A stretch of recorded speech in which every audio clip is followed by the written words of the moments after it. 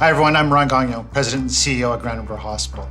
And I'm joined today by Sandra Hanmer, who's the chair of the board for the hospital, Paul McIntyre Royston, who is the president and CEO at the foundation, and Seth Jutsi, who is the chair of the board for the foundation.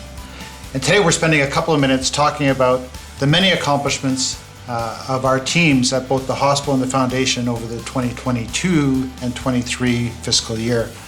And you can now read about those in our annual report.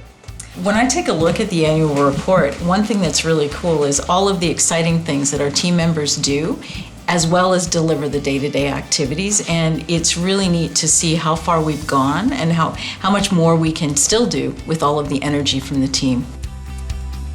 The commitment of our communities has been incredible.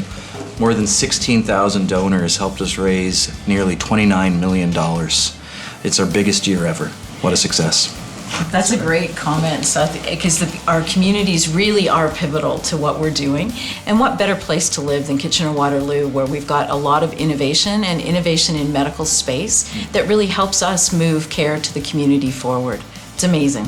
Well, and this year we really leveraged the partnership element of the work that we do in the community with St. Mary's. So with the joint MRI, not only did we add a second MRI on the one we got the year before from donors, but St. Mary's will be getting one as well, right? And that just really ups that diagnostic imaging game in the community, which is so important for all illnesses. And for us, it's that working together, and it makes that tremendous progress on the building a future of care. Yeah, and I was thinking about the project with St. Mary's, building the future of care together.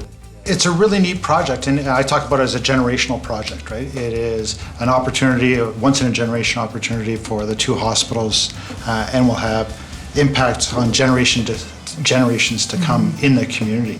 And it's a big project, right? It's three components to it, which is redeveloping, this site, which is the KW campus as an ambulatory care site, and redeveloping our Freeport site, and the real exciting piece and the biggest piece is, a brand new hospital.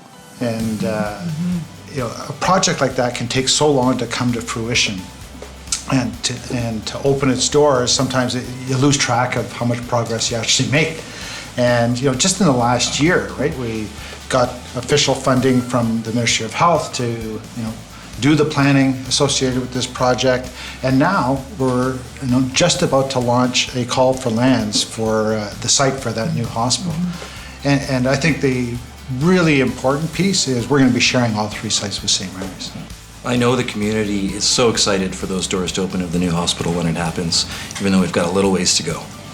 Well, and for me, it's this idea of rallying everyone in our communities, every citizen, to say, we need this world-class healthcare system right here. And it's our unique relationship that builds that. It truly makes it special, from the volunteer relationship and the marketing communications and all the philanthropy. And even those, the staff side, we're not just about buying equipment.